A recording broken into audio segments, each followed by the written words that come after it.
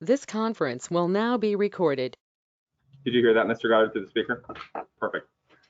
All right, good evening, everybody. It is 6:31 on Monday, August 17, 2020. We are starting a half hour early this evening to workshop a few items, and hopefully we can get to all of them, but I doubt that we will. So if that's the case, as we get further into our agenda this evening, we'll make a stop, and then we will come back to it, I guess, at the end. We do have a number of items at the beginning for presentation this evening. So we will jump right into it. And number one on the list is a workshop regarding retail sales of marijuana within the city of Woodland. Ordinance number 1464. You have a number of items in front of you this evening. One is a packet that has been given to the applicant, or given to me by the applicant, which is the stack of paper I came in with this evening. I've already given one to Mrs. Rip for the record. And then also we've got a few slides by Mr. Goddard. So Mr. Goddard, I think I will kick this off to you and have you step up to the podium, and because we started this conversation, but we brought it back. So there was a number of items that council had questions on. Go ahead. So there were two questions that we took from the discussion last week, and that was we wanted a rough idea of the financial potential impacts. I prepared those, and also city's attorney has prepared to answer some questions about the legality of opening with or without permission. So to quickly go over mine, I found a website, the state website, which talks about the revenue opportunities, and I did a couple things for you. I kind of looked at municipalities that were about the size of Woodland to give you an idea of the range. And then what I gave you tonight is kind of a map of, there's two maps tonight. One of them has 4 or 5 big arrows. And these ones out is because these were the ones that were receiving like between $30,000 and $55,000 a year for our size community. And I wanted to point out that there were geographic reasons for that. Swim, pretty much everybody out on the coast drives by, so that's probably why they get a lot of drive-by business. Buckley is close to Enumclaw, which doesn't do sales, so they have a bigger population base than the actual town. Union Gap is near Yakima. Airway Heights is on I-90, so they're not necessarily close to another jurisdiction that doesn't sell, but they are like us on major highway where there might be a lot of drive-by stops. And then Clarkston, which is right near the border of Idaho, and it's not necessarily legally for sale in Idaho. So I assume that there's a lot of drive-by. Isn't there a college there? I believe there is. And there you go. Okay. So that might explain why they have larger numbers. And then the other one that I gave you is the local jurisdictions and comparables that we are dealing with. And that is what this second map is for. It gives you an idea of the green stars of jurisdictions that sell, allow retail, and then the red stars are jurisdictions which do not allow retail sales. And so to give you an idea, there seems to be Jekyll and Battleground in Vancouver. The rest of Stark County is no. And all of the jurisdictions in Cowlitz County do permit, and then there's a couple for Council and Longview. I'm sorry, Shipulus and such like they both sell. So gives you an idea of geographically what kind of our neighboring communities are doing. So does Cowlitz County allow it outside the municipalities? it does. Okay. They do. They have a significant amount of revenue. Okay. Oh, this isn't a total. This is their. Okay, I'm tracking now. Sorry. Okay. Mr. Goddard? Yes. The Airway Heights, they have about 2,000 prison inmates that is part of their population number. Is that without, or does that include that? I would assume that it is, there's no detailed sales. No, I understand they're not at the prison. I got that much I got. But the population, does that take into consideration the prison population? That is a really good question. I don't know that number for sure. I can look into it if you want. Good question. So I just strictly picked anything between 5,000 and 9,000. Okay. Because 5 to 6, 5 to 7,000 really gave us 3 or 4 Okay. There are some outliers and that's why we're giving more info. Okay. Any other questions for Mr. Goddard? Or any other information, Mr. Goddard, to provide the council at this? Well, just to clarify for me, so on the distribution of cannabis revenue to local governments pay, the numbers for each city, that's what each city gets, not what's going to the state. and That's everything, correct. right? That's the annual, I did look at anything that the state gets. Right, It was a so little more towards if what we're going by comparable size cities in our area, we'd be looking at, if we avert this, between, and I'm guessing, $200 and $3,500 a year from one platform. So my estimate was that 60,000 would not be unreasonable. But between 20 and 50 is entirely possible. Okay. Mr. Goddard?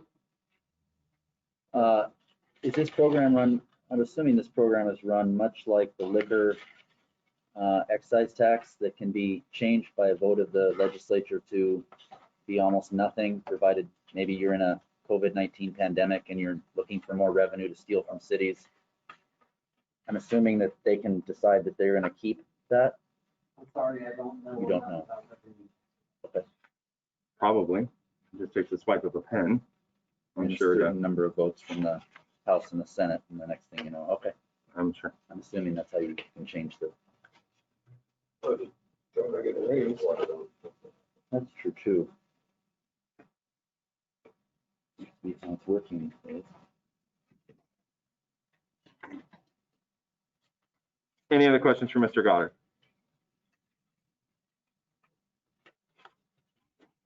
No? Was there anything that you were hoping to get, or just, No, I was just giving you a response to it. You wanted Okay. something other than. appreciate that? And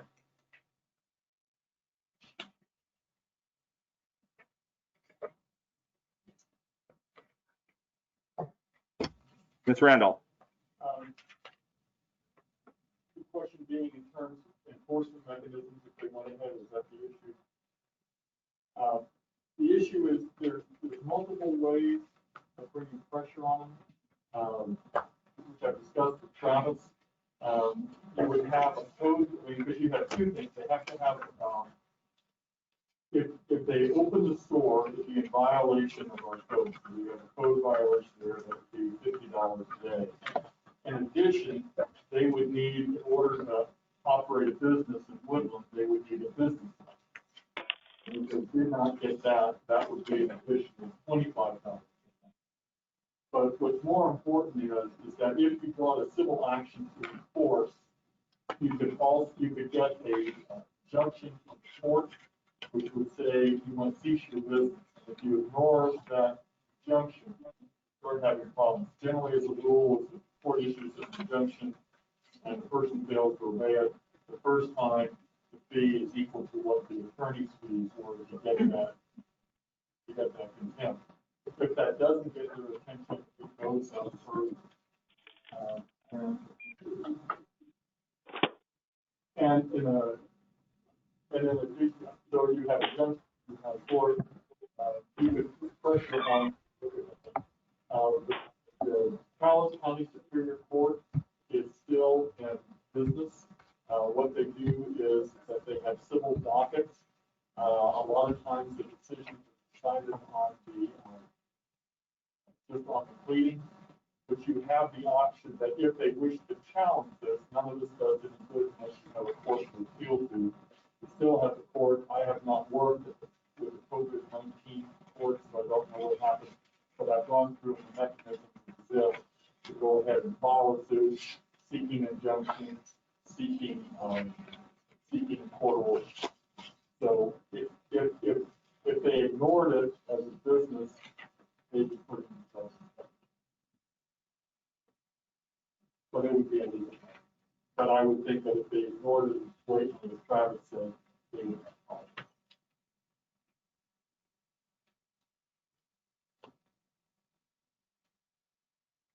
Questions?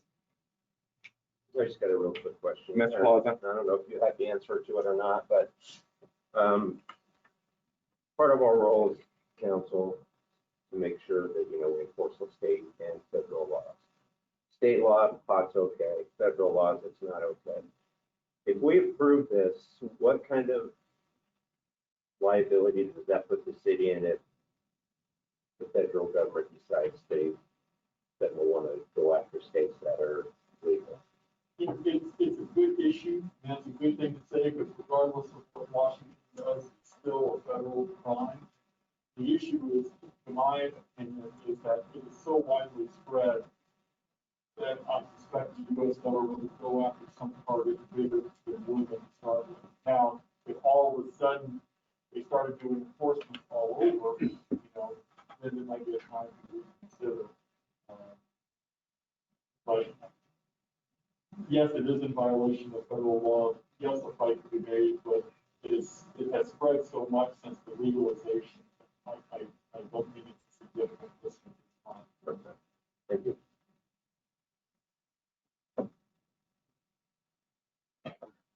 Mr. Randolph, are you aware of any repercussions if the city doesn't? Is there potential that the state could just make law that says that we just allow it anywhere regardless of how your community feels about it? I'm sorry, say that question. Is there a way that they could force the municipalities to just take it on without changing code? Is there the ability for the state to do that? No, because there still are a number of counties and cities that out now ban it.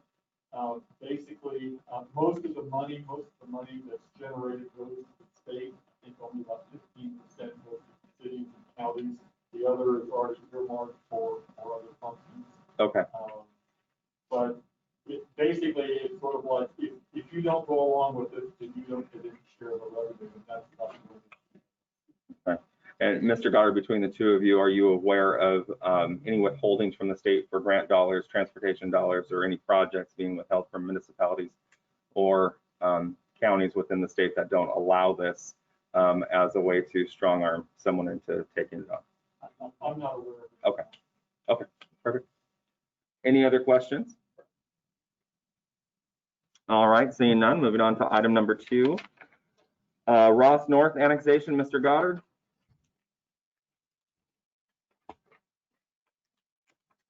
I apologize, the applicant himself is calling this the Stockdale annexation, so I apologize for the confusion. If you can go to the next slide. So this is just giving you an idea of this first map, is just giving you an idea of where it is. It's inside our urban book boundary and surrounded by 3 sides by the city. And the next slide shows you the site that they had submitted a letter of intention to annex to the city. And it is owned by a single owner, and they are the petitioner, so they're paying 100% of the property within the annexation. That's important because the council has the authority to potentially expand the annexation, but they have to have at least 60% of, sorry, I don't have the number from you, I think it's in your agenda memo, but they have to have a majority of the property that is potentially annexed. And the next slide shows you the reason why I bring that up, because the next property to the north is the Lewis property. And I know in the staff report that staff does get calls from the Little League saying, hey, when is water ready? And we were in the urban road boundary, we expected water to come, but there have been no pipes, nothing installed. And if it was installed, say they would raise the money to install those pipes, they would be paying the 150% or 1.5 rate for outside the city limits. And if they use any significant amount of water, that would actually be cheaper than annexing the city, so that the state would have 50%. I talked to the treasurer for the Little League, and they are a nonprofit, so there's actually no tax benefit or penalty to being in or out. So it's a straight wash from them. But if they ever get water service, they would save 50% on their utility bill by being in the city. And I just bring that up because this is an example of where you might actually want to have them work with the Little League and try to include the Little League, and if the Little League is interested, the Little League could be brought in without them having to do any additional paperwork to do within the ability to expand it. It might be a good thing to see to do on that for Little League. The agenda memo includes an explanation of the process, but at this point, it's essentially your opportunity to say you're not interested in expanding the city boundaries, and you can let them know not to bother with the costly annexation process and the comp plan or the zoning amendment, because you're not interested in expanding the city. Or you can encourage them to submit a petition and then go to the planning commission. And then the boundary review board is there. So this is your opportunity to say no before they spend a lot of money. Would this be part of our comp plan update, or would this be in addition to it? Because I know we get that one time a year window. They do not need to amend the comprehensive plan, but they are already in our technical plan. Okay, are both properties are? They are. Okay. So we're talking one property owner on this site, Yes. so you only have to have one vote for annexation. One petitioner, yeah. And if you included the Little League site and they voted no, It's a percentage of the valuation. Right now, they own 100% of the Got it. valuation. They own 66% of the valuation if you bring them in. That's why you have the flexibility. Uh-huh. So is there, do you know if there's intent for them to do something on the site? on the Little League site, No, the yes. As a matter of fact, there is a requirement in our code that requires them to submit a zone change and a site plan and a SEPA, so that you will get to see exactly what they're proposing uh-huh. and what the staff's recommendations, the conditions of approval. That way, when you say approve, you're essentially buying into a site plan that goes with it. It's not a matter of you writing a blank check and saying, yes, you're in the city, this is your zoning, and then getting something that's totally unexpected on the back end. So presumably that would be apartment building. That's what they have done in their application conference. That's like over. And just so you know, we have had also a discussion about this property here. On this side, Merriweather would be extended up to this site here. So they've indicated a possibility of creating a second access that would come up and connect with Green Mountain Road. And that follows the plan for the park already, though, that road. Yes. So they are talking about a potential opportunity to connect Merriweather to Green Mountain Road, which would give us totally second access out of that side of town. So if Moose River Road that are flooded, there would be like route to get to I-5. There's a lot of people who are concerned in that Merriweather neighborhood about when the park opens up, having all those vehicles being flooded through through that Their neighborhood. Thank you. And there currently is a plan that would connect Merriweather I to know. Stockdale Road. So Stockdale Road. So there could end up being 3 routes. 2 that go over Stockdale Road and 1 that goes.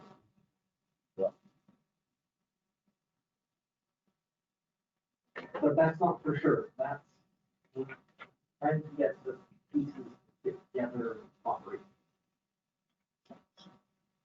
So if we decide that we're okay with this annexation, then we'll get more before we really decide. Yes. So if you're okay with this, we give them a thumbs up. That just means they need to start to prepare a site plan application and we'll go through and check it. Compliance with the city code before we move.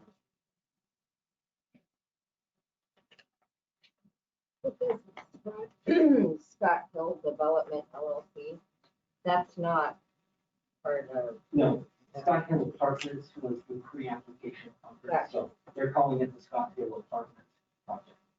and then how many that's kind of a crazy corner anyway.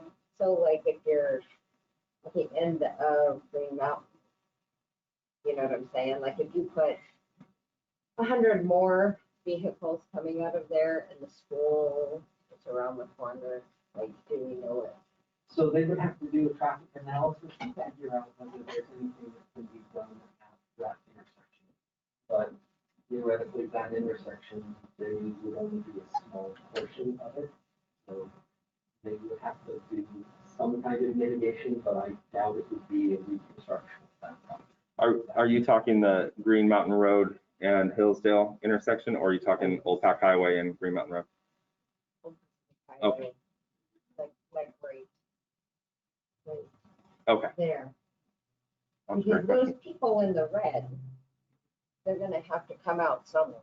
So So they looked at coming out here, and also they're looking at coming out here. So it seems to me that the county should be responsible for that intersection, with the city of Woodland being a very small portion of that, due to the fact that all their residents travel through that area. I'm just making note. That's all. Just making note. Someone, I can't remember. Is there a turn lane to go into that already, or is it No. just, no, you just go really quick and hope you don't get hit. right? Looks like they- So mitigation, traffic mitigation, who would be responsible for that?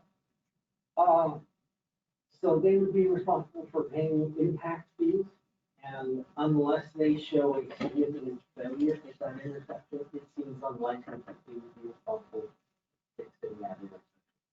But if the model, say, for example, show at some point we need a traffic light at the T intersection instead of the funky Y that we have now, they might theoretically have to figure out, okay, what's the new capacity? They might end up owing $5,000 for that project, or 50 or 100,000. It all depends on the percentage of traffic. And ultimately, the majority of that traffic comes out of the county and not city. So the city might be responsible for 8%, and they might be responsible for that 8% of the project. I'm sure the county would be willing to pony up some money for their folks. Yeah, the county's so cooperative. Real quick I mean, they've question. been such a good partner in the past. Maybe I'm just slow, but can you explain what advantage does it give us for approving this when this guy put an apartment complex in there? And what disadvantages does it give us if we don't? So our comprehensive plan has a requirement for, we would say, 35, 65% split, 65% single family residential, 35% multifamily. So our comprehensive plan requires a split. Currently, the only development we've had in the last several years is single family residential, going back to, I think, the last multifamily development we had was 2014. So it is supported by the comprehensive plan. We also have density targets in our comprehensive plan. And the simple idea of supply and demand, the more targets we have available, the more reasonable is, the staff on sample alone that people have not been able to get places. What is available is subsidized parking. And so there is actually no market rate rentals in the city. And these may have some low income or market rate apartments, but it will also have current market conditions, market rent. So it meets all price points. Hopefully we'll have a mix of luxury, single family, or luxury and market and low income or subsidized units within the building. It depends on their proposal. They get additional points and can get flexibility in their proposal if they include 80% of the units would be subsidized. So low income housing, not necessarily subsidized, but low income housing. So depending on their design and how much it costs to do construction, that's one of the options. And then when you start talking about units and rental utility rates, you know, if they're talking about 200 units, you might not have to do as significant utility rate increases because you now have 10% more utility rate payers, so that might ease the increases that are necessary for utilities.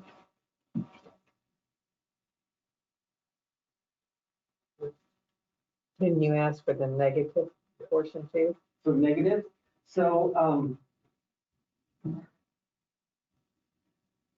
my question. He's starting to sweat. I wish you Starting didn't to have a sweat. mask on right My now. questions are gonna come out because there are going to be things like additional students, additional traffic. But my argument to you before has been the county is already drowning us in students and trips. So for every student in the city, we have at least one student in the county. We're One subsidizing. of the two counties. So, We're subsidizing yeah. So already. it is definitely, there are going to be negative impacts. Roads, people walking and using our parks and schools and all of that. So there are disadvantages that come along with that. The additional population means there'll be more calls to police, more calls to fire, more calls to city hall. But there theoretically will also be, of course, on the increase in the loans. Mhm. Our enterprise fund, our water, sewer, and, yeah. So, but if we do annex it and they go build, then we get the impact fees, not the county. We don't. Yes, that's true. So, but they aren't necessarily offsetting. And I hate to I'm gonna have to stop us right here and take a 2-minute. We can come back to this towards the end of the meeting, or where council would like to jump back into this workshop. Do you want to do it at the end of the meeting, or is there a certain portion that you would prefer so we can get it on the schedule? Well, I guess, Yeah. Oh, where's the action item? Oh, there's a consent item. Okay, so I guess after our reports, should we? Okay, so as we jump into right before consent items, we'll go back into workshop, or I'm trying to see here if there's.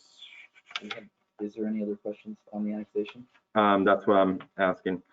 Is there any other questions or any further discussion on the annexation portion of this before we say let's throw it in right I there? don't have it. No? Okay, so then we'll stop the conversation on the annexation for now, and put on consent. So would you like to put the utility rate study at the end of or after action items? I don't think we have anything. It should be a separate meeting altogether. Okay, Mhm. okay. Yeah, it's gonna take a Mrs. Rep. So we have a public hearing set and advertised for September 1st, September 8th. Are we looking for direction from council this evening out of that discussion? Off this discussion this evening? Okay, to prepare the documents for that. Also, we have a deadline to get the public hearing notice to the utility bills by Friday.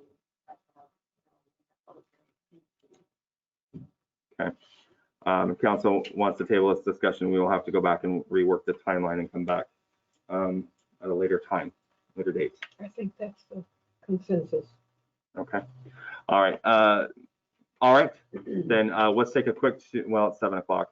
Hold on. All right, at 7 o'clock, welcome to the Woodland City Council meeting. Mr. Shaw and Mr. Baker, you guys are on the line right now? Yes, Okay, so did you catch that part of the conversation? partly, Mayor. Okay, so they'd like to table this portion of the discussion on the utility rate this evening and bring it back. So unless you just want to hang out and listen to Woodland City business, you're free to leave this evening. And we'll have Tracy, Ms. Coleman, get back in touch with you to get you rescheduled. Great, thank you, Mayor. All right, thank you. Have a good evening, guys. Thank you.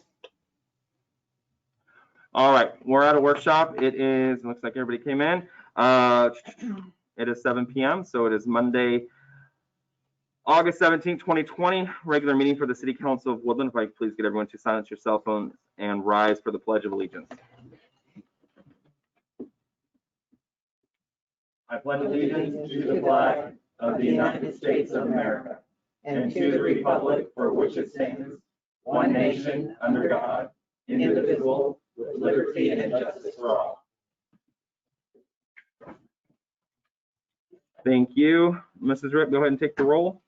Councilmember Frederick, Here. Councilmember Brown, Here. Councilmember Chapman, Here. Councilmember Holland, Present. Councilmember Plaza, Here. Councilmember Graham, Here. Councilmember Smith,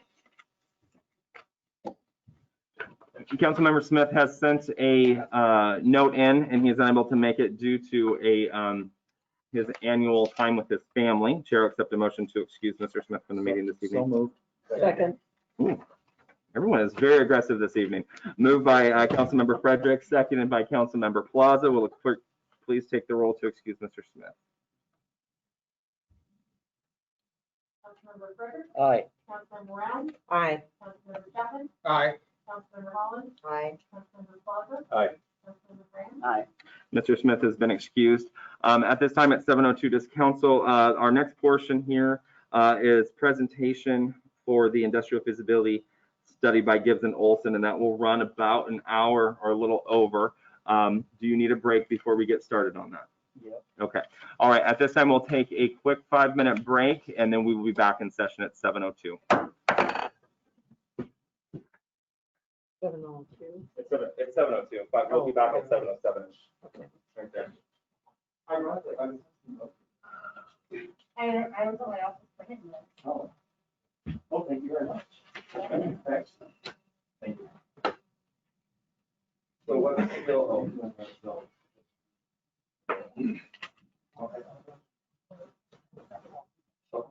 How are you? Good, thank you. Okay, are you available?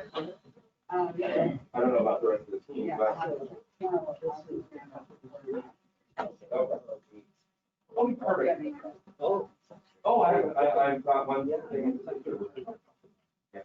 Okay. Which I can do.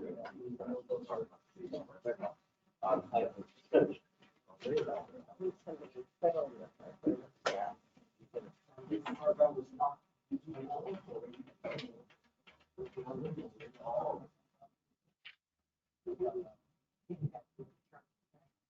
Yeah.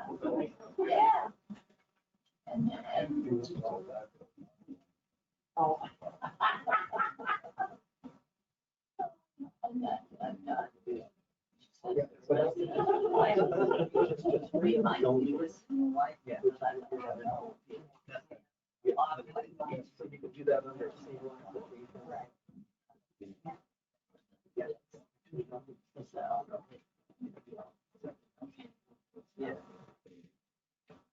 Pete?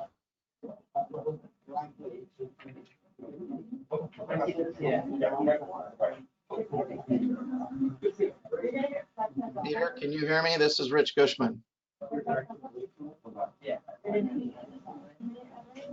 No, like the one I took you last week. I don't remember what it was already. Come here, I'll talk to you. Hey, Rich, can you hear me? Yeah, Yeah, they're taking a break right now, so I don't think they have it recorded right now, so you're gonna have to wait. Did you need help from Pete? I can text him. I was just gonna ask him to go back one level on this so he can present the screen deal from down in the lower bottom. So it's the full screen of the slide that I'm talking from. Versus the notes. Yeah, Okay, I'll tell him. Like the school nurses and the secretaries and all that. Yeah.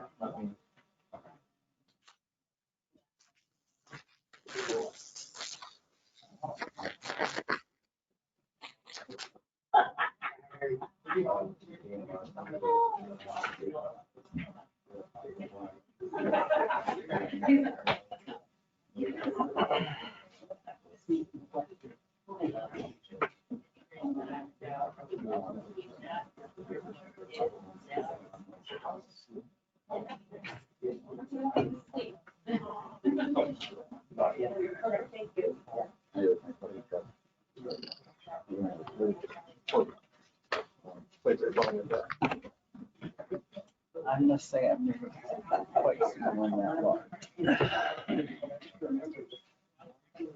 I will. My size. Rich, he's probably away from his computer, but I've texted him and we'll let him know before we get started in case he doesn't see it. Okay. Tracy and somebody. Tracy and the other one. Tracy on in the kitchen, make me a sandwich.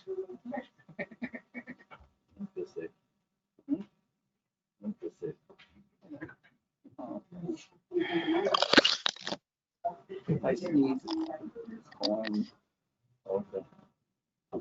I can't smell it. Oh, that's one that's signed the code. Yeah, no smell. No smell. Okay, got nothing. Everyone will be fine. It's hanging out so small. What happened? Ben If I can't know smell something's gonna bother my allergies, Oh, I smell it as well. Yeah. Yeah, that's right. Or if I go hoarse and can't talk, that's right too.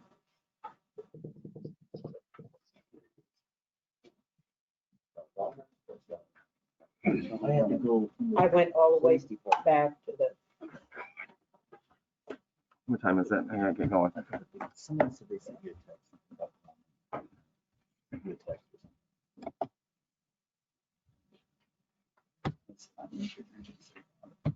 I'm not. Filtered.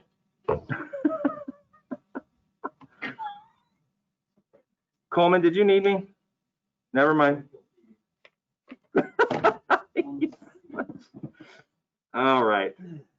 It's 7:08. You ready? I forgot to stop it. So I recorded the entire time. Yeah, we got the break in there. So that's good.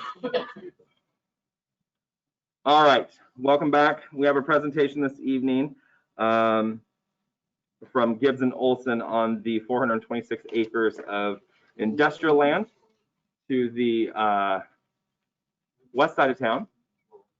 So we are going to, I think Mr. Boyce may be on the phone with them right now. You are, okay.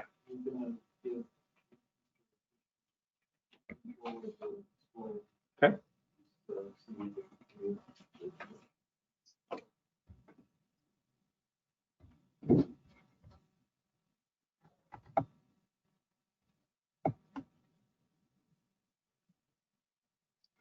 Peter, can you hear me? This is Rich Gushman. We've got you. If he goes down and clicks on the screen in the lower bar there, We just made you a presenter. You should be able to, where'd you go? You should be able to get in there and take over a little bit. okay.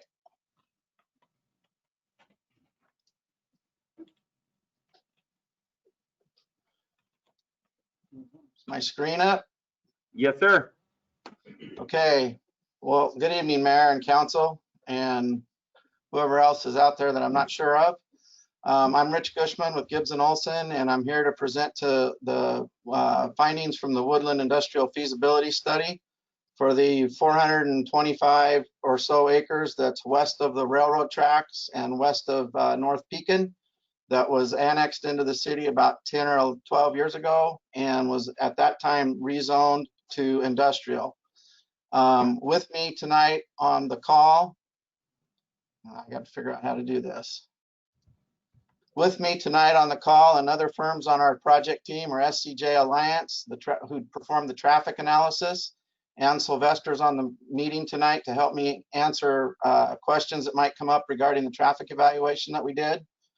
BST Associates did the market and economic analysis and developed projections for the anticipated number of jobs that this area could create if fully developed.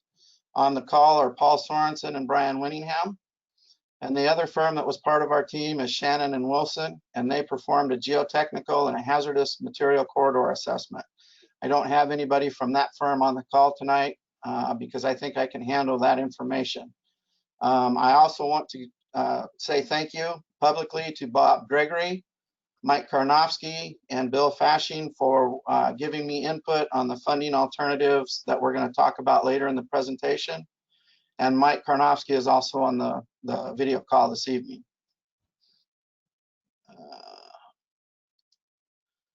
The presentation outline is I'm going to go through the environmental summary for the project area, the geotechnical summary, the market and economic analysis summary. Then we'll touch on the transportation and analysis and the recommended roadway network to serve the area with access. Associated with that is the recommended utility summary to provide public utilities consisting of water, sanitary sewer, and storm sewer or storm drainage. Then I'll present the total estimated costs for all of the roadway and utilities that I present. Then we'll segue from the overall recommendations to the phase 1 roadway and utilities recommended project to increase marketability of the project area and the estimated cost for the phase 1 roadway and utility improvements. Then we'll go through a potential funding program for that phase 1 project. And then I've got recommended next steps for the city's consideration. Are there any questions on the outline? Doesn't look like it. All right. So the study area is shown here on the right. And again, it was rezoned for industrial when it was annexed into the city. The blue areas are zoned light industrial. The grayish, or I'm sorry, the tannish green area here in the middle is zoned heavy industrial. The types of the project goals were to identify the types of industrial development that could occur in this area and the number of jobs that could be reasonably expected to be generated by development of this area. To identify what access and utility improvements are needed to make this area more marketable and attractive to potential industrial development. To review the required environmental permitting that would be necessary to implement a project. And then to develop recommended improvements for roadways and public utilities, as well as estimated costs at a planning level, and then recommended phasing and potential funding for those recommended improvements. So that's what I'll be going through this evening. I'll start right in on the environmental. Essentially, we have some environmental concerns in this area, but nothing significant. The roadway and utilities have been laid out to avoid wetlands to the greatest degree possible. We might skirt some wetlands in this area in here, but overall, we don't have any significant wetland concerns that we would have to be concerned about. The Washington Department of Fish and Wildlife's priority habitat mapping shows that in addition to the wetlands that are shown on this map, there is habitat in some of the project area for waterfowl and brown bats, apparently. The hazardous material corridor assessment was a high-level look at the overall planning area. And what came out of that evaluation was there are 2 historical environmental conditions that were identified in the study area. They're shown by these pink dots here and here. This first one was a spill, an industrial spill of some type that's not very much is known about in about 2007. And then this one, there's records that there was a service station, a gas station in this location for 2 to 3 years in the early 1970s. Don't expect that either one of those environmental conditions would present significant impact to permitting for the proposed project or development in this area, but they are things to be to know about, and there might be a phase 2 that would need to be done, environmental assessment that would need to be done in this area, just to ensure there's no buried tanks that aren't known about or any contamination from hydrocarbons, even though it was 50 years ago that that service station was there. Are there any questions regarding the environmental? Seeing none, sir. Thank you. The permitting that would be required, we would need to do a SEPA checklist at the state level. If we do get some federal funding, we would also have to go through the NEPA process, which is the National Environmental Protection Act. That's a little bit more detailed and involved than a SEPA checklist, but it's required to go through that, and the elements that we would have to deal with are listed here. There would probably be some potential wetland delineation along to make sure that we do skirt the wetlands with the proposed road corridors. We'd have to do some habitat assessment, most likely in regards to the waterfowl and the brown bats, and there might be some possible mitigation. But based on our understanding of the area, we don't think that would be a huge issue. It's just a box we'd have to check and document. We'd have to get earthwork and fill and grade permitting from the city. would have to get a construction stormwater permit from both the city and then for coverage under the state Department of Ecology's general construction permit. We would also need to do a cultural resource evaluation if we're able to obtain state and federal funding for a portion of the project's funding.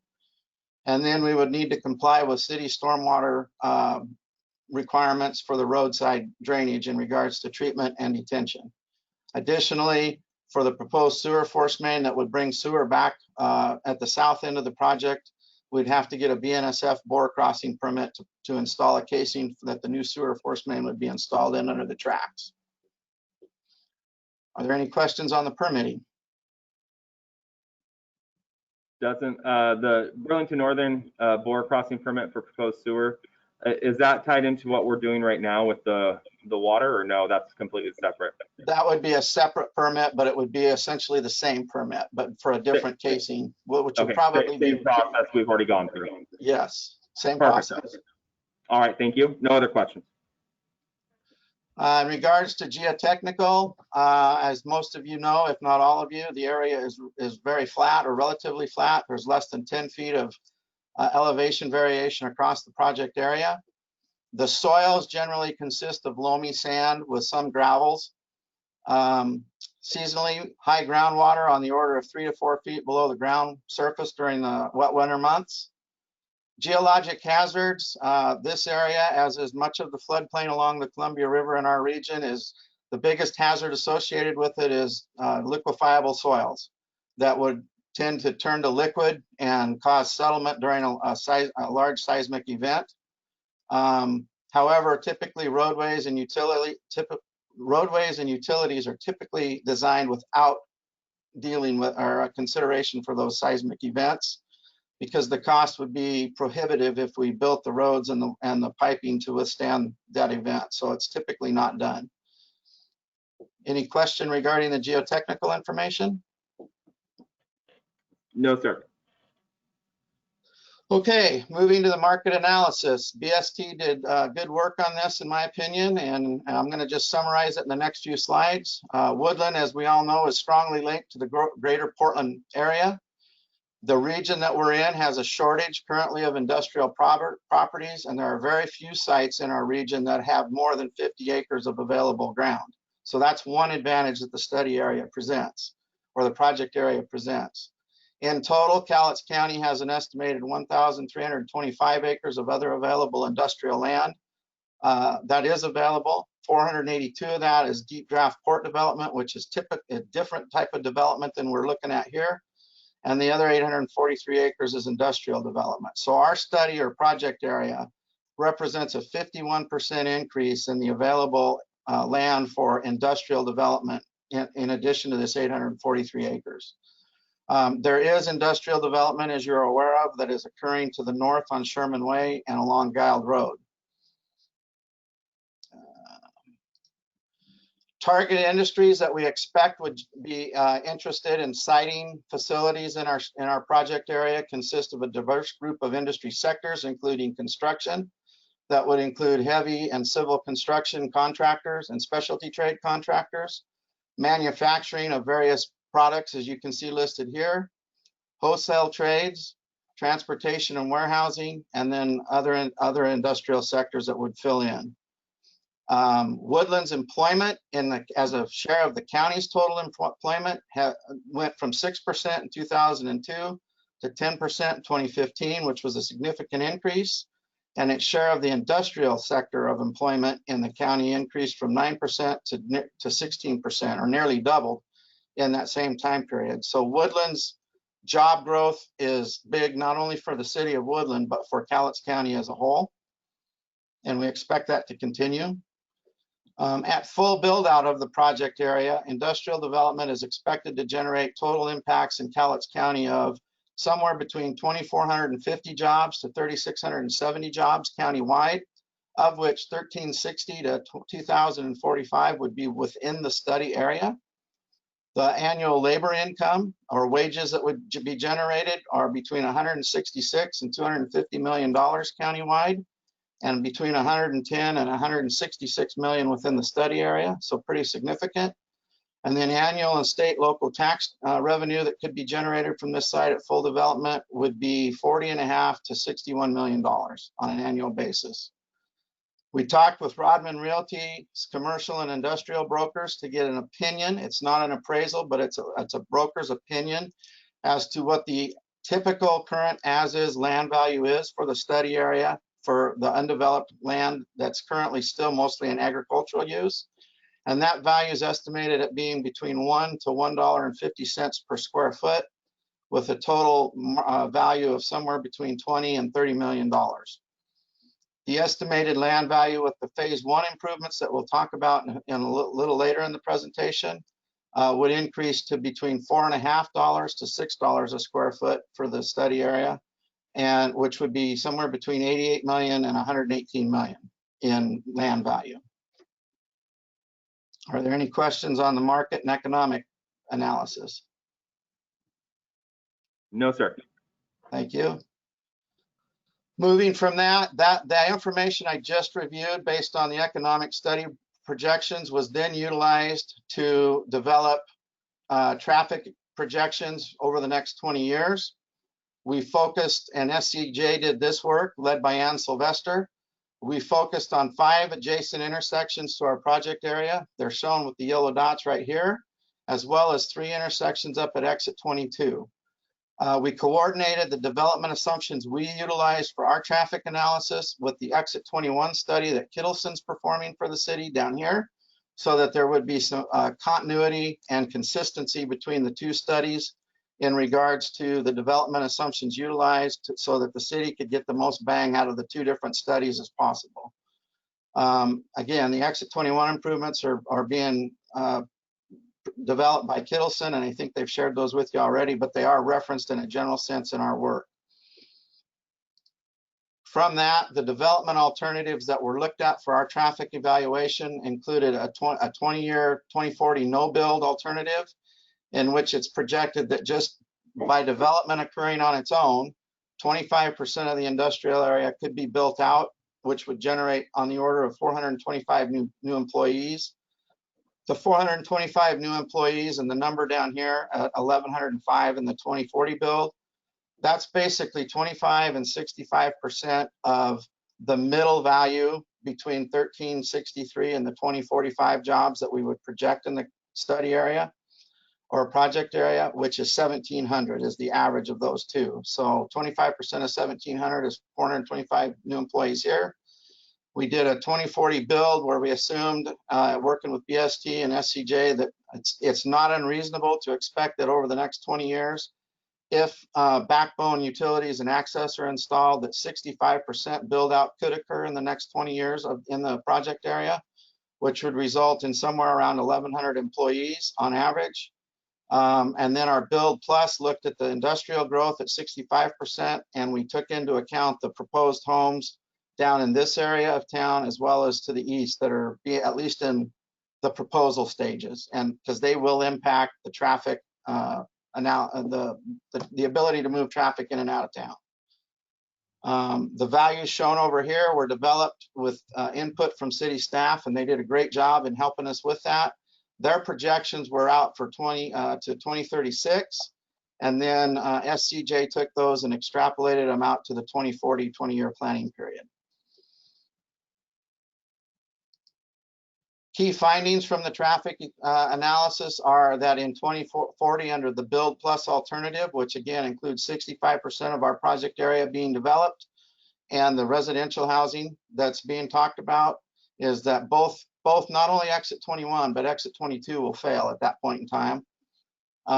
Exit 21 is being evaluated, as I mentioned earlier, for improvements by Kittleson. Exit 22 would see long queues on Dyke Access Road with intersection delays, and we're recommending that an in-depth study should be done to identify improvements that would need to be made up here, so that by the time we get to 2040, if this build plus or anything close to it occurs, these are not catching us by surprise, and we're being proactive in trying to address those issues that we know are coming. Additionally, Guild Road, North Peakins intersection right here would have issues that would need improvement, and we've basically identified either a traffic signal or widening of the road to provide left and right center turn lane at the intersection there. But we've included in the traffic report a planning level cost estimate for a traffic signal. Are there any questions regarding the transportation component? I'm assuming that this was late in the game, the potential additional crossing across the Lewis River into Clark County, was that taken into account? It was talked about in a general sense, but at this, it wasn't. We've looked at the roads that we'll talk about here in just a minute as being able to be extended farther south in the future to accommodate that type of movement if it does get built. Alleviating some of the need to improve like exit 22 or some of those other intersections that you identified already as failing. Correct. I think most of your southbound traffic, if we were able to get it down and across the river at a new crossing, would probably help 21 more so than 22, because I think your northbound traffic, but Ann can weigh in on that. But yes, it would help to some degree both exits, I believe. Ann, do you want to add anything? No, I think you make a good point there that traffic is going to be destined to the north, like to Seattle or Olympia or various locations along I-5 to the north. It's more likely to use exit 22. And so any kind of additional crossing to the south isn't really going to help. It would benefit exit 21 more than it would benefit any of the other locations. Perfect, thank you. Okay, thank you. So based on the work that's the traffic evaluation and the potential for job creation, we've developed a road network to serve the area. It's shown here on the right side. On the gray, we tried to make it look like roads as best we could in this graphic. We have 6 roadways identified. They're listed in the table here. And the total length is a little over 17,000 feet, or just about 3.3 miles of new roadway if it was to all get built. We've laid the roadways out along parcel lines to the greatest degree possible so that, right-of-way takes would be split between property owners for the new roadways. And this is basically would tie back into Pekin. This at the north, we would tie back into Howard or Guild Road. Caples would be widened, as would Gorig, to provide better capacity that way. Gorig would still tie back into Davidson. And then 5 and 6 would provide access to parcels, but could also be extended farther south in the future as the development of a bridge or other development south of this area would occur and would need access. Questions on the roads? No, sir. So the cross section that was utilized is based on the city standard, and this is the typical cross section. For all of the roads, they would have 3 12-foot wide lanes, a center turn lane in the middle. We would have bike lanes, either 5 or 6-foot bike lanes, depending on the road classification of minor or major collector. We'd have an 8-foot wide planter strip and a 6-foot sidewalk on each side. So the overall right-of-way would typically be on the order of 80 feet that would be needed to accommodate the road. And this is the roadway width that's recommended to handle industrial traffic, much like the roadway width on Sherman Way, except bike lanes are incorporated into this because we live in a different world than we did 25 years ago when Sherman Way was built. And other forms of transportation modality are important to include. So we're following the city's standard on that. Any questions on the road? No, sir. Thank you. Okay, so in regards to water, the water, the sewer, and the storm piping layout all follows the road alignment. So what we're showing here is, again, it's the roads, but now it's represented as water piping. We need to provide up to 3,000 gallon per minute fire flow per the city and the fire district. To do that, we're recommending a 16-inch backbone pipeline that would be run down this road here to Gorig and then come back in and tie back into the city system here. The lighter blue lines would all then be 12-inch lines that would be built. Pekin's water line would be extended and tied back in here as well. So with 4 connections to the existing water line, plus one, the city does their West Scott Pacific project next year, and they get the new water line under the railroad and tie it in up here. This would provide a well loop system that should provide the 3,000 gallons per minute of fire flow without needing to build a reservoir on this side of the railroad tracks. The total piping involved would be about 15,600 feet of 12-inch pipe and about 7,500 feet of 16-inch pipe. Looking at this, you might be asking, why is the 12-inch nearly or double what the 16-inch is? And it's because we have hydrant feeds every 300 feet, as well as feeds to provide water service connections to the industrial lots that would develop. So that's all, the cross piping is all in there at a 300-foot spacing under the 12-inch pipe.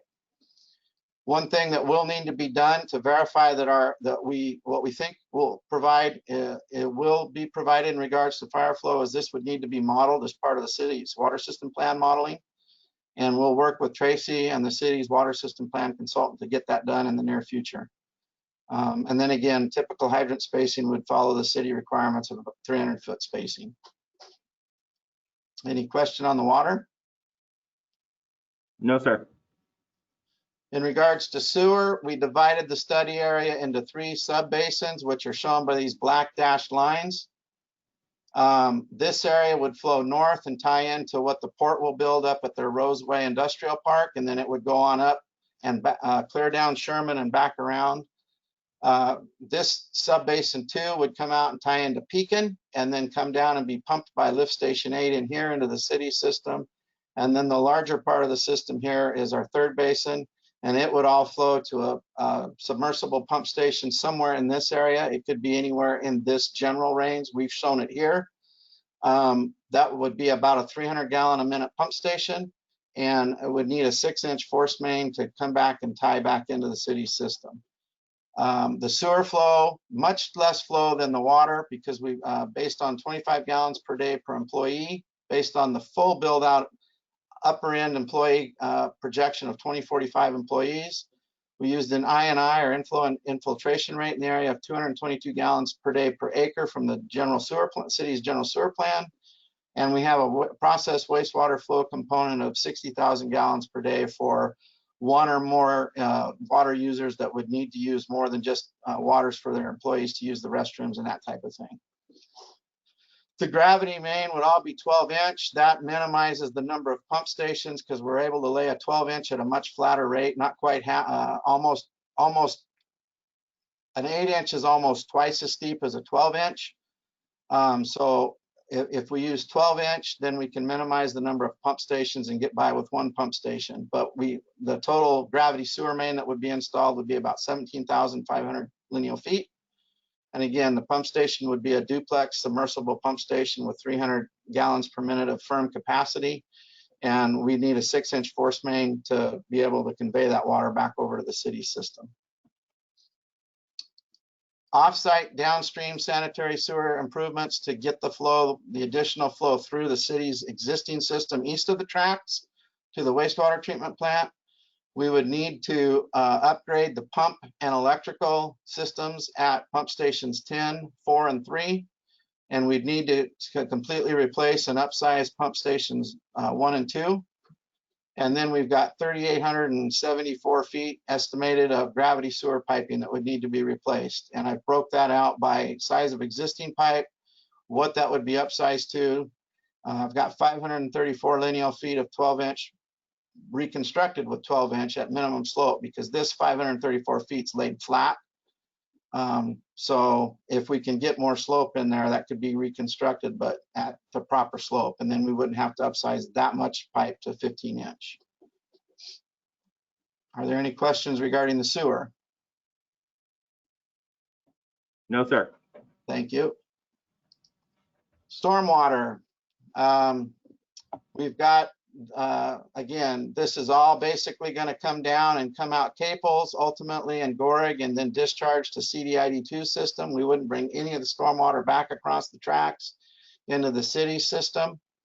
The light green is 12-inch pipe, and that's what we start at the upstream end of each road with.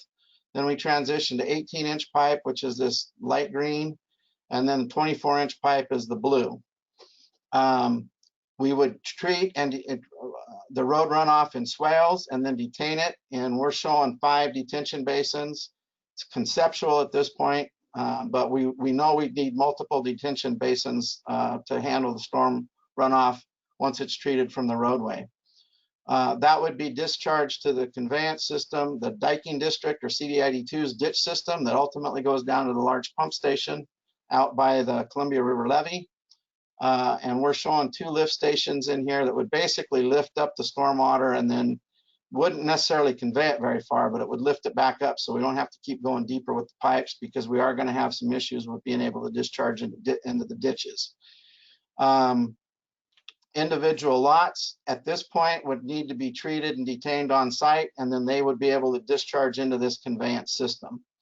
But mixing of private runoff with roadway runoff for treatment and detention is not a good thing to do, because if there's a problem, you can point fingers at each other as to whose runoff caused the problem.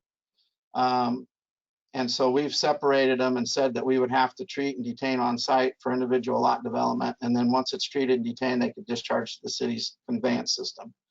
Ultimately, as I said, the stormwater would be conveyed to the dike, to the CD92 ditches and down to the pump station. There's more evaluation that needs to be done to figure out how best to get that through their ditch system, because their ditch system is not very well developed. Most of the ditches that we would be passing through at this time are basically farmer dug ditches. They're not real big, they're not real deep. So there's more work that would need to be done downstream to make sure we didn't cause problems downstream or back up and cause problems within our study area. Questions on stormwater? Is the diking district currently maintaining those farmer dug ditches? I'm not sure that they have a formal maintenance program for those ditches, and several of the ditches are not very big. So I have had conversations with the district, and they're willing to talk about potentially creating some larger ditches, and they've got the ability apparently to do that without significant environmental permitting that they'd have to go through. So there's a discussion there that should be had and can be had, and I'm recommending that it does happen in the near future. Perfect, thank you. So now we get to costs for the overall water or roads, Fun waters. part of the conversation. Yeah. So the costs are estimated in today's dollars, 2020 dollars, at $28.5 million for the roads, $7.4 million for the water, just under $11 million for the sanitary sewer, $5.4 million for the offsite or downstream sanitary sewer upgrades that I went through, and $12.7 for the stormwater, for a grand total of basically $65 million. These are planning level costs. They include a 30% contingency, 7.9% sales tax, and 25% engineering, admin, permitting, and construction management allowance. They're all in today's dollars, and we've assumed that the right-of-way would be provided by property owners at no cost as part of their contribution to increasing the value of the property and the marketability of the property. Again, we think we're high with these numbers, but not stupid high. And we want to be high at a planning level phase. We don't want to be where we're going to be bidding at, at construction time, because then we'd be low at that point. So the numbers are big, but they're in line with what we're seeing as far as the unit prices and that we used. They're in line with what we're seeing construction being bid for today. Any question on the cost summary? You've got a lot of big eyes. I'm sure it's a big number. But no questions, it doesn't appear. And there are detailed cost estimates that will be in the report that present this in more detail, but I don't think we want to get into the weeds on that tonight unless somebody has some specific questions they'd like to ask. Doesn't look like it. Okay. So now let's go back and revisit the roads and the utilities, but in regards to a phase 1 that would allow for access and utility connectivity for pretty much all of the parcels in the study area. So we've basically eliminated the road that was up here. We've eliminated or postponed the Caples upgrade, and we've eliminated the road that was shown here. So our base phase 1 is the roads that are shown here. We dropped from a little over 17,000 feet in roads to 10,755 feet, or not quite. I guess that's just over 2 miles. The other thing I wanted to say, going back to the overall roads, is that the city's current roadway length is about 24 miles, I think. Is that correct, Tracy? It's in the ballpark. I know that. Yep, it's between 21 and 23, yep. Okay, so the 3.3, if all of what I talked about just a few minutes ago were to get built, the city's roads would increase by about 15% over what they are now. This would represent 2 miles, so it'd be just under 10% increase in what the city's roadway would be if the phase 1 was to be constructed. The phase 1, I keep wanting to say backbone because that's what we were calling it, but now we're calling it phase 1. Water would be the 16-inch line and extension of Pekin Road's 12-inch, and then the 12-inch down through here, again, to get good connectivity to most of the parcels and to provide decent fire flow as we start out. That is about 7,600 feet of 12-inch and 7,500 feet of 16-inch that we would be looking at needing to do. Sewer would drop from 17,700 feet to 12,200 feet of 12-inch main. The pump station and the force main stay the same, as well as the offsite sewer capacity upgrades. And then the stormwater is reduced. We have 7,400 feet of 12-inch pipe, 2,700 feet of 18, 24 or 3,700 feet of 24-inch. The 2 pump stations, the detention basins, and then similar discharge at Gorig Road into the CDID2 ditch system. Any questions on the phase 1 summary of improvements? No, sir. Okay. So the costs for that, they're still high, but they're better than $65 million. They total about $43 million. Just under 18 for the roads, 5 for the water, a little under 8 for the sewer, the same 5.4 for the downstream sewer upgrades, and a little over 7 for the stormwater. Same assumptions used, same contingency, tax and engineering, admin, permitting, CM allowance. Any questions? No, sir. Okay. So the funding scenario, our opinion is that the phase 1 project will require cooperation between the city, the property owners, the port, the county, and CDID2 in order for it to happen. And after looking at available state and federal funding sources, we've reached the conclusion that a local improvement district and funding through a local improvement district is essential, and that without an LID, phase 1 would not be feasible. We cannot go out and get enough money in grant and low interest loans from the available programs from the state and the federal funding sources to pay for the $43 million that we're estimating phase 1 would cost. We've broke down what we think the most viable funding programs are.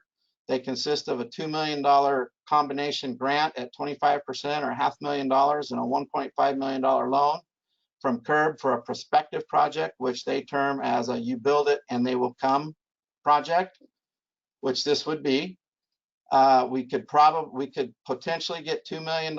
We might be able to get more, but we plugged $2 million in as what we think would be reasonable to try to get from the U.S. Economic Development Administration.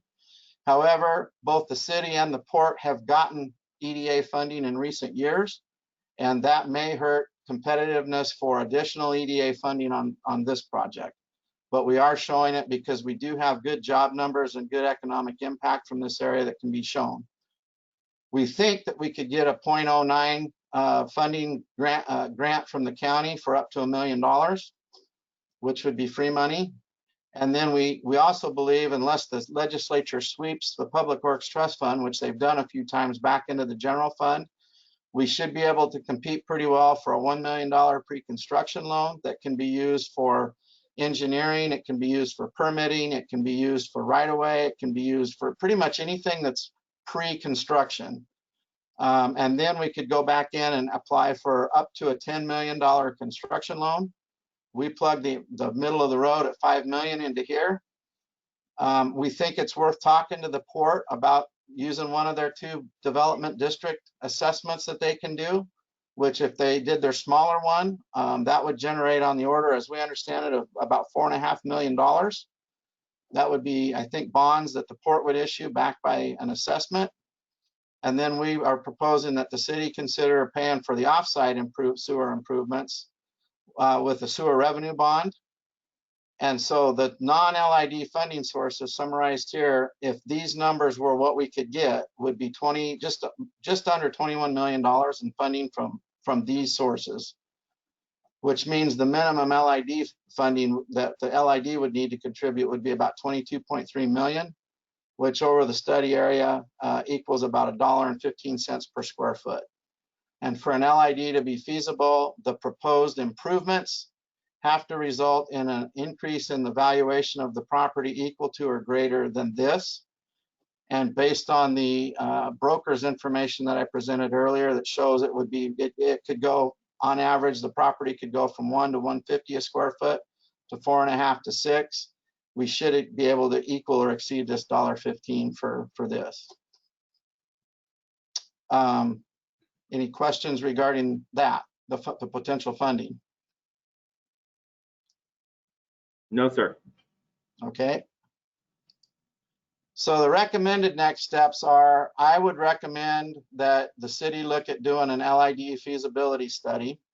I talked to the firm that Longview used within the past couple of years to do their Beach Street LID valuation deal, and got a proposal for that from them to do an initial feasibility study. It's not the full-blown valuation thing because we got to make sure it would be feasible.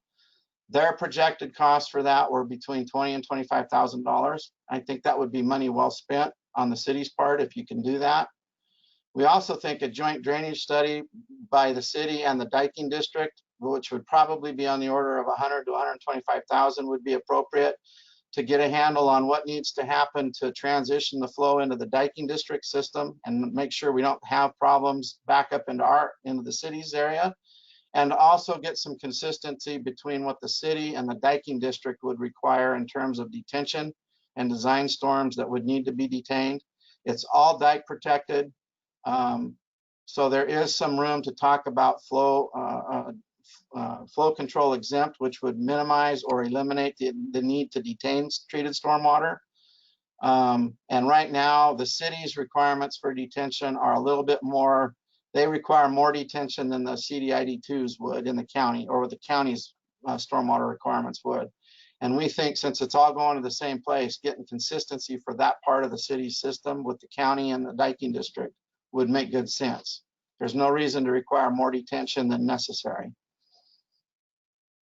Again, we talked about modeling for the proposed water piping to verify the fire flow, but we're pretty confident that what we've laid out would meet 3,000 gallons per minute of fire flow. And then we're recommending that the city try to start having a conversation with WashDOT regarding exit 22 and the need to do a study on that to address future impacts to that interchange. And that's the elephant in the room here. If exit 21 and 22 continue to be issues for the city going forward, they're gonna impact adversely the ability to market this property because the accessibility in and out will be hampered. So this is a critical bullet point in our opinion to start having a dialogue, or at least try to have a dialogue with WashDOT and get them on board with understanding how important it is that both of those exits need to be dealt with in an appropriate manner for the city. If the feasibility study for the LID results are positive, then the city could move forward with working with the property owners to determine their support. There's 2 methods to form an LID. One is by petition, in which owners of 50% or more of the property in a given area would petition the city to form an LID, or the city can do it under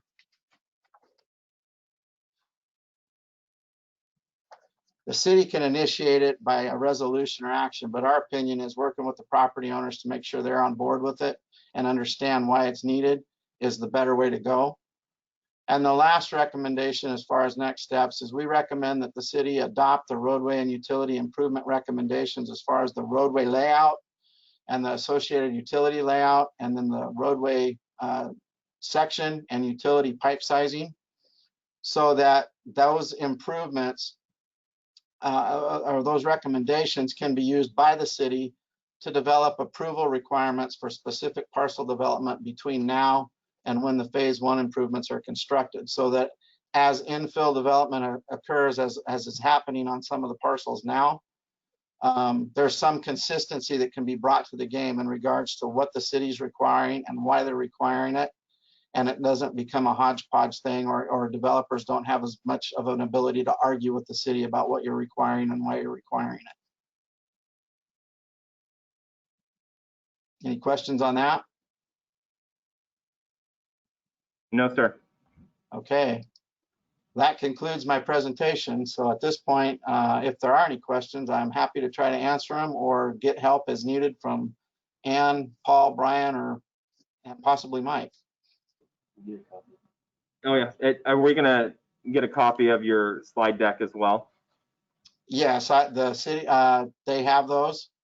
And we will also be putting the traffic report was submitted to Tracy in draft format today.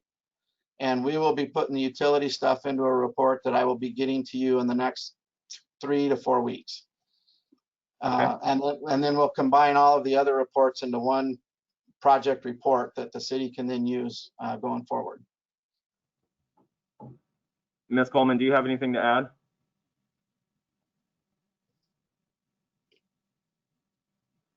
I just want to reiterate, we talked about the additional roads and the additional stormwater, and to reiterate to council, when you're making decisions on which route you want to go, the shortage that we do have with our road fund, and we have no stormwater fund. So when we talk about developing and adding miles and miles of road and miles of stormwater and retention ponds, you need to be prepared to maintain those. So just think about that when you want to move forward in this project, because right now we can't maintain the roads that we have. I am all for the project. I'm 100% behind it. I think it's a great way to get people into Woodland and to bring in some revenue dollars. But at the same time, we have to realize that some of the dollars just come in traffic impact fees once, and then where does the money come from the maintenance? So our biggest problem is, how do we maintain our roads?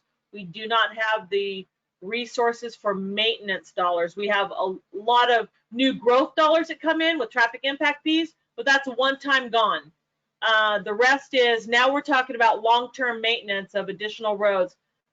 Rich and I talked about this, 15% growth in our roads, 15% growth in our storm sewer. So now you're doubling up, and you don't even have the money to maintain the 20 miles of roads that you currently have. So just wanted to bring that up. I know everybody's aware of it, but it's something that needs to be solved and resolved. So that's all I have, Mayor.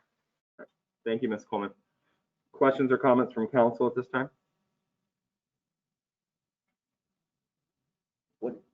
I guess my question would be, is the timeline for when we have a further discussion on this?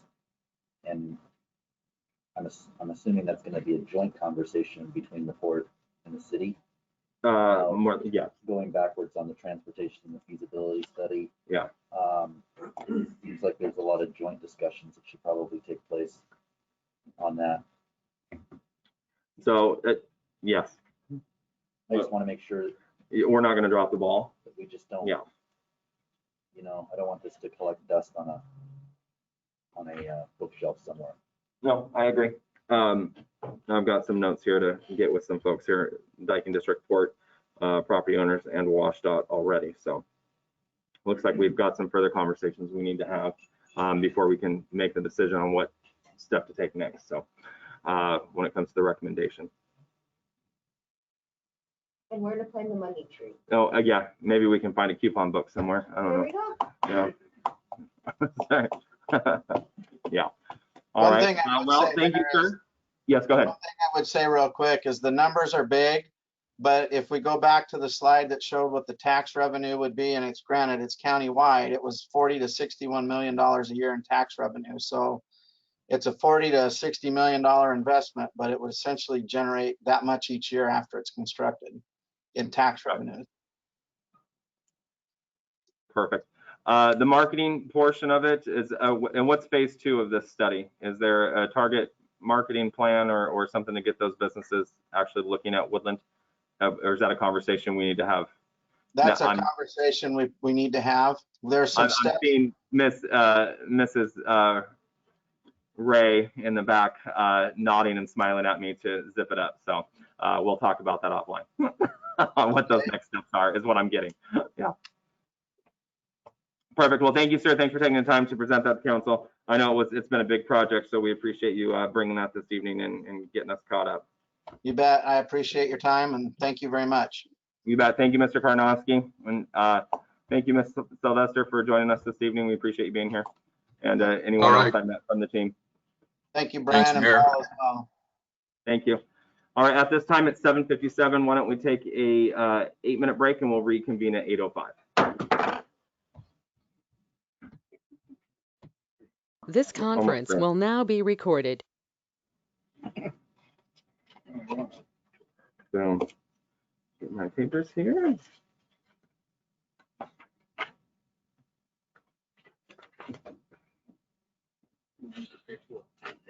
Oh, okay. So what's that? I've got it here. Yep, we're good. All right, welcome back. It's 8:05. We will get back to the meeting here. Moving on to the next item of business for the agenda, we have citizen communications for items not on the agenda. We have signed up Mrs. Denise Miller. If you stand up and come to the podium this evening. We've been normally I just have you stand back there, but we've been having challenges with audio, so we need everyone to come up to the podium this evening. Go ahead and state your name. I'll give you 5 minutes. Yes, please. Sorry. Good evening. My name is Denise Miller. My address is 43204 Northwest 15th Avenue. Here today, just to let you guys all know, our visitor center reopened last week. Good job. So we're open Thursday through Sunday, 9 a.m. to 5 p.m. Come and see us, buy your pass in a minute. And then secondly, not this Friday, but next Friday is our annual golf tournament. I have flyers if anybody wants one. I can also digitally send it to you via email. You can sign up and play. All right. And I see you still have some sponsorships available as well. I do. All right.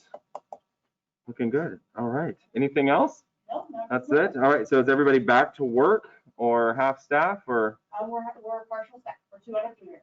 2 out of 3. Good job. All right. Awesome. Getting back to normal, right? We're trying our best. Good. Thank you for coming out tonight. Appreciate it. Anyone else in the gallery that failed to sign up at the beginning of the meeting? Now is your opportunity to step forward for items not on the agenda. All right, seeing no one, moving on to citizen communications for items on the agenda. We have Mr. Ross North. You want to step forward to the podium? Did you want to speak this evening or no? Okay. Why don't you step forward and introduce yourself? Go ahead and state your name and address, and we'll allow you 5 minutes. Ross North, 607 looking at it from the city.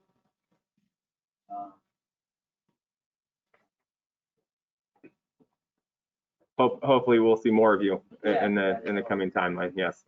All right. Awesome. I look forward to getting to know each other and your project. Thanks for coming out tonight. Anyone else in the gallery for items on the agenda who failed to sign up that is not here for the public hearing? Oh, do we have anyone? Mrs. Rip? Darlene wave, raise her hand too. Oh, okay. I didn't. Okay. Mrs. Johnson, items on the agenda?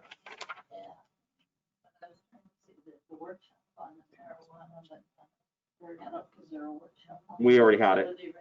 Utility rate got kicked to another night just because for time. And the marijuana one we've already discussed at 6:30. Utility rate is not being discussed this evening. Okay, so then neither one of those are not on the agenda. No. You can still, that's fine. You can go ahead and step forward. Do you want to speak to something that's not on the agenda? I just want to make sure I get you on the right list. There's a public hearing Okay. for now. So, yeah. Yeah. Yes. Yes, that will be shortly, Soon. Okay, soon. soon. Right. But there's not one on the utility rates. No. Okay. Well, on the utility rates, I was here last time when you presented utility rates, and that is a substantial increase. And with what is happening in the business world with COVID-19 and with individuals, I think this is a horrible time to be looking at raising any rates or any taxes. It's just not business friendly. It's not people friendly. You know, you've got people right now that are very depressed. Some of them are working less hours. So a lot of times wages are down. Businesses, I know with Woodland Pipeline, we're just beginning to get back to where we were before COVID-20 or before COVID-19. Because Don't give it another number. It just prolongs it. I know. Don't increase the dang number. Well, it's way longer than I thought. Yeah. And I don't think that our government is very helpful in trying to do things either. And I don't see him changing that avenue. So I think it would be a very poor thing for the city of Woodland to even consider doing that. I know we need extra money, but you know, she was asking about the money tree. The money tree is bringing businesses to town. And that's what you need to do. And you're not going to bring business to town that every time you want money, instead of trying to entice businesses to come here, you raise rates on something. And that seems to be a government avenue. And I think that Woodland should not be that avenue. The other thing that's kind of interesting tonight, I noticed exit 22 isn't really the thing that everybody said it would be when they were building it. You know, it's real funny that something has to be done. And it's happened to be done, not because we've got a lot of additional truck traffic, which is kind of interesting. It's more residential traffic, which wasn't what that avenue was supposed to be built for. And so because we haven't had that huge increase in businesses in our industrial area. I like the industrial plan. I thought Gibson Wilson did a good job on their presentation. And I think we need to look really hard at doing that and doing something to entice Woodland. Woodland has been ideally situated ever since it was developed here, and we haven't done enough with it.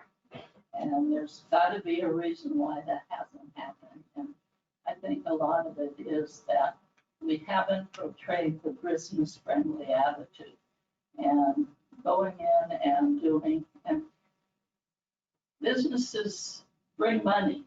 I mean, they plain do. Residents, not so much, because they need a lot of services. Businesses, you know, and you know, you can ask any industrial or any planner. That's what this is about, is enticing business. And raising the utility rates to fix streets or to do anything else, which we need, isn't the way to do it. The way to do it, especially now, how you would even be considering it now is beyond me. Darlene Johnson, PO Box 1808, Woodland, Washington. Thank you, Thank you, Mrs. Johnson.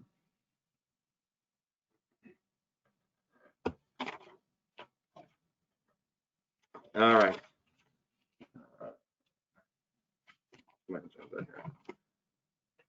All right, at this time, Chair, accept a motion for agenda. Motion to approve the agenda. I'll second. Moved by Councilmember Frederick, seconded by Councilmember Rounds. Will the clerk please take the roll?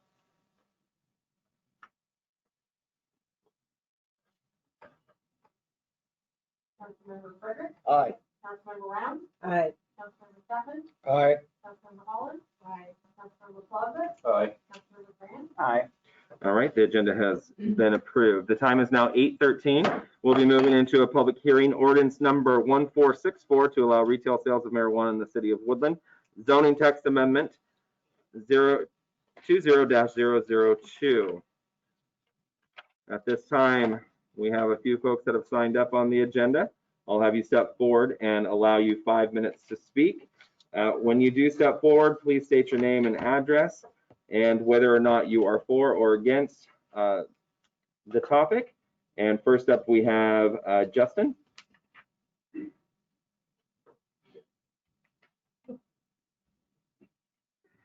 Hello, my name is Justin Hill, 28413 Northwest 66th Avenue, Richfield, Washington. I'm for the retail cannabis sales in the Woodland. I own 1350 Atlantic Avenue, the commercial space here in Woodland. We've recently added 4,800 square feet and remodeled the whole building. Due to COVID, we've had a lot of challenges trying to get the space rented. So recently, we've had a cannabis store approach us and they would like to move in here. And the city's ban, we've been able to move forward on it. So I was hoping that you guys would reconsider your view on cannabis. I also own indoor garden supplies. I've been operating out of the city of Woodland for 11 years, selling garden supplies that kind of support the cannabis industry. I think it would bring jobs and help the community out. Really about all I got. All right, perfect. Thank you, sir. Thanks for coming out tonight. Appreciate it.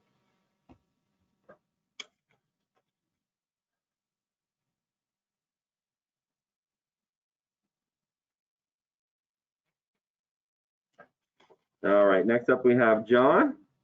You step forward, state your name and address, and whether or not you're for or against the topic at hand here. I'm going against John. Oh, and your name? Augustine Garcia, my address is 163 Cedar Falls Drive, Tulsa, Washington. Cedar Falls. Drive. Okay. Tulsa, Washington. I'm for the recreational sale of marijuana.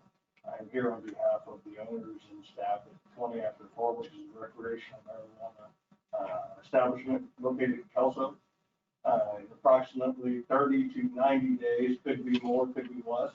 They're being eminent domain by the city of Tulsa to put a bridge in. So their storefront is going away. This recreational marijuana front is going away.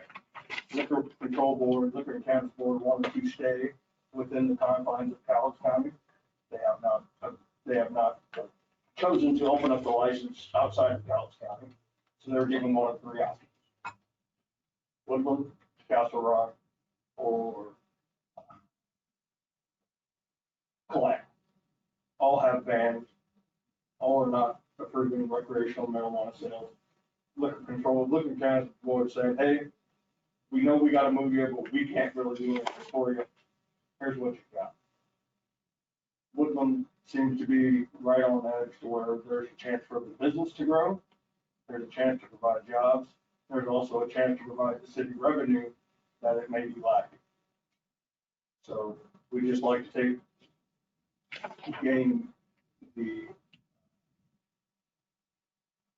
ability to move into Woodland, Washington, and be able to provide the city with that revenue that they may be missing out on the recreational campus.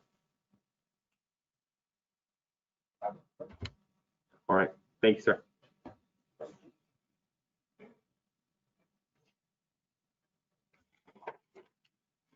John, am I crossing you off this evening? Yeah. Okay, thank you. All right, I have no one else listed. Now for those in the gallery, now's your opportunity to step forward. Again, same rules, name, address, and 5 minutes. If you'd like to step forward, now's your opportunity. Mrs. Johnson. Arlene Johnson, P.O. Box 1808, Washington, and I'm against it. We have a truck line and we do drug testing, and so when you do drug testing, you have to learn a lot about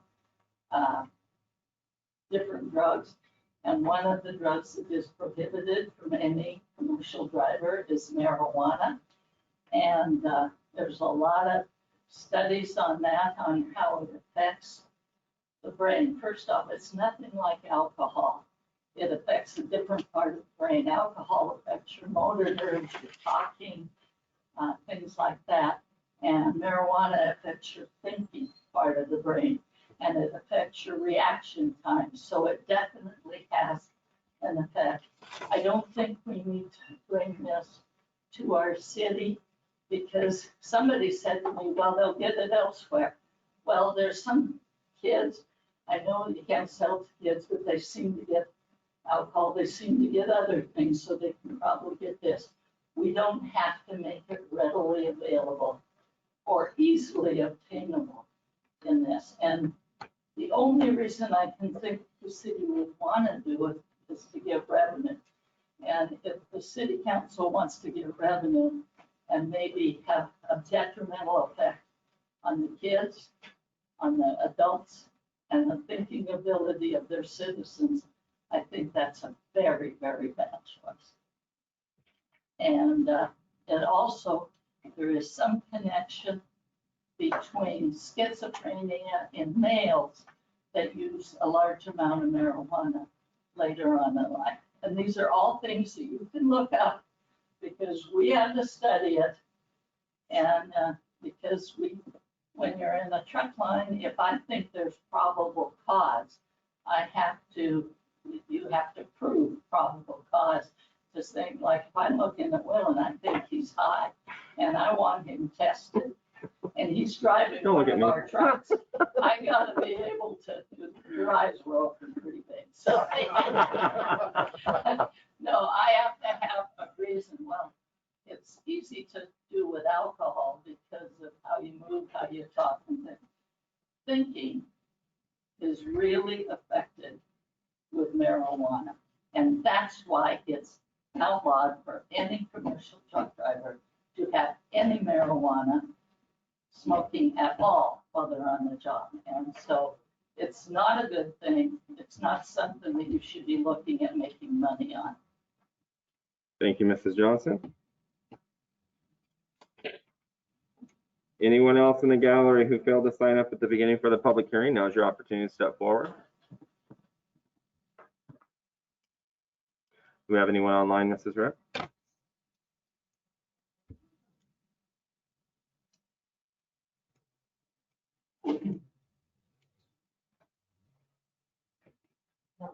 No? Okay. All right, the time is now 8:21. The public hearing is now closed.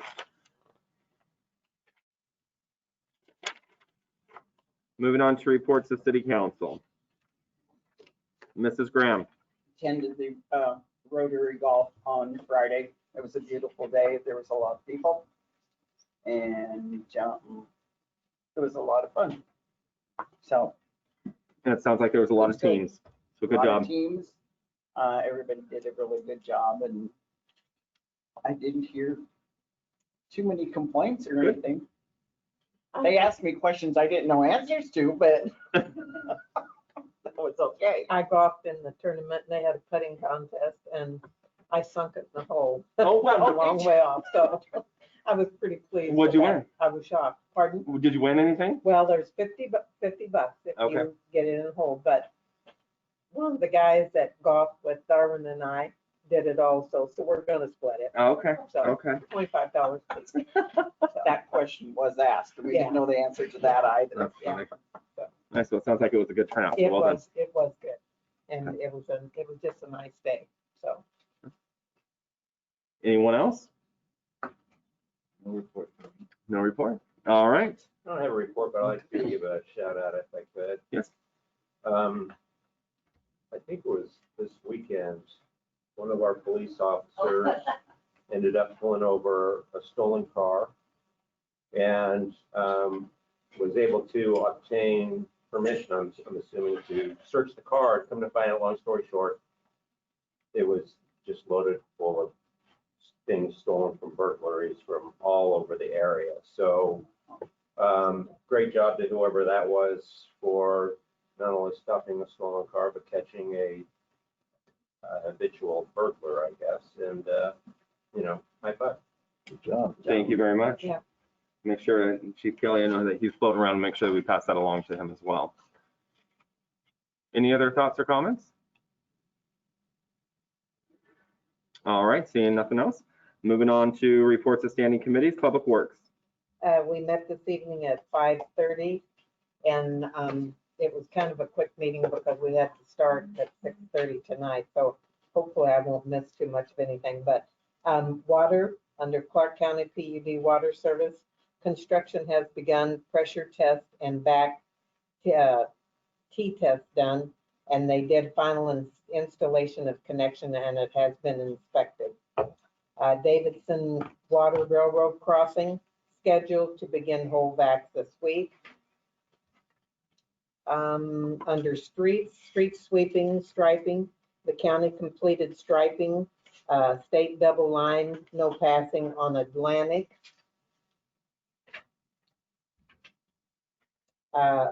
They repaired a stop sign and city limit sign on Caples Road. Both were knocked down. Facilities, the staff spent most of the last week moving the clerk treasurers. They did a lot of construction on the inside of the building, so I'll just leave it at that. And park staff has been working a lot of overtime, and the porta potties have been, they've had to move it to 3 times a week to have those cleaned out because of the heat. The garbage has been overflowing, and so they've been pretty busy with that. And sprinkler heads have been damaged a little bit because there's been so many people in the park, so they've been working on getting those fixed too. Other new industrial park presentation, as we've seen tonight from Cushman, Gibson, Olson. Grants and miscellaneous, a recreation and conservation office resubmitted grant application with suggested changes last week, updated presentation in September on council packet tonight for approval. And many pages here.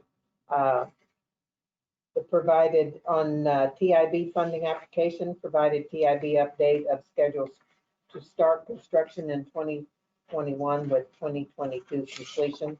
That's West Scott. And I think that was about it. I probably missed something, but. Resolution anyway. 726. Pardon? Yes. Did you discuss that one already? Pardon? The RCO. Yes. Okay. And then the ADA, Oh, yes, the ADA. yes, the ADA ramp at Flooring. Yes. We talked about that also. Public Works has been very busy. It's busy. It's busy season. It is busy, and our next meeting is 9/21 at 5:30. All right, questions for Mrs. Rounds? Seeing none, thank you. Public safety this evening. It was just short, sweet, and quick tonight. Of course, everybody hopefully is aware of the annexation for Clark County Fire and Rescue passed there. And then on the police department side, on August 12th and 13th, interviews were conducted to fill the new positions. 4 lateral applicants and 12 entry-level applicants were interviewed. And then the chief discussed the recent interviews and for the 3 positions that are up. And he did not have the packet, so we didn't have too much information about candidates or anything because he'd been on vacation. And so hopefully next month we will have more information available on those people. And he also answered some questions on regarding the overtime and booking of suspects at this time. And that was it. And our next meeting is the September 21st. All right. 5:30. Questions for Mrs. Graham? All right, thank you. Reports of advisory committees, Chamber of Commerce. Just to, Ms. Miller already discussed the opening of our visitor center and our golf tournament, which is the 28th of August. And we still are looking for teams, sponsorships, and raffle prizes. So we're hopefully looking forward to having a nice tournament like our Rotary was on Friday. So Awesome. I think people are excited to get out of the house too. So that's good. Start pushing those teams. Awesome. All right. Thank you very much. Reports of officers, Mr. Boyce.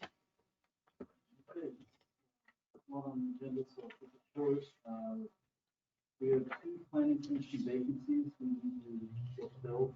We're currently advertising for those, so if anyone knows of anyone who might have interest, please send them our way. It would be ideal. The planning commission meeting for August 20th has been canceled, correct, Mr. Goddard?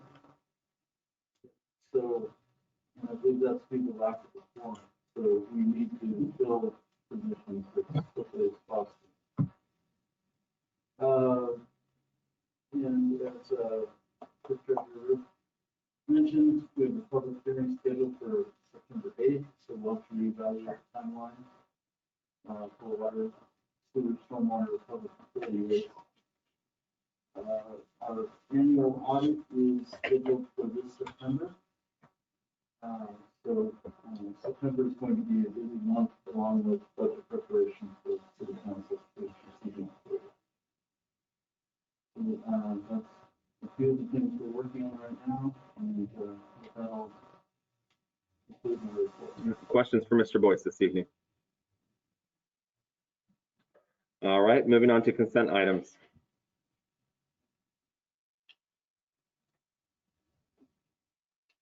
Move to approve consent items.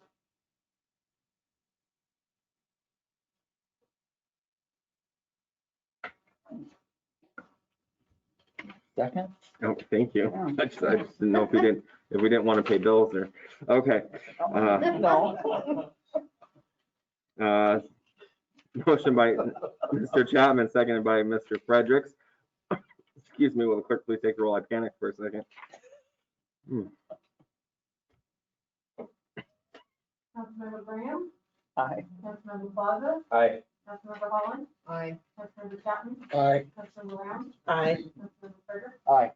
All right, consent items have passed. Moving on to action items. Action item G, ordinance number 1465, procurement and financial policy, first and final reading. Move adoption of ordinance number 1465. Second. Moved by Councilmember Fredericks, second by Councilmember Plaza. Councilmember Fredericks. This ordinance was reviewed at the Finance Committee on 8/3. The committee referred it to council with the do pass recommendation. Mr. Plaza, further discussion? Seeing none, will the clerk please take the roll? Councilmember Round, Aye. Councilmember Chapman, Aye. Councilmember Holland, Aye. Councilmember Plaza, Aye. Councilmember Graham, Aye. Councilmember Fredericks. Aye. All right, action item G has passed. Moving on to action item H, ordinance number 1461, mini storage zoning and moratorium, final reading. I make a motion to approve ordinance number 1461. Second? Moved by Councilmember Rounds, second by Councilmember Fredericks. Councilmember Rounds. No comment. Councilmember Fredericks. No discussion. Further discussion? Seeing none, will the clerk please take the roll? Councilmember Chapman, Aye. Councilmember Holland, Aye. Councilmember Plaza, Aye. Councilmember Graham, Aye. Councilmember Fredericks, Aye. Councilmember Round. Aye. All right, action item H has passed. Come to the moment of the agenda for adjournment. So move. Second. Moved by Councilmember Fredericks, second by Councilmember Rounds. All in favor say aye. Aye. Aye. Anyone opposed? The time is 8:32. That concludes our meeting. So I have a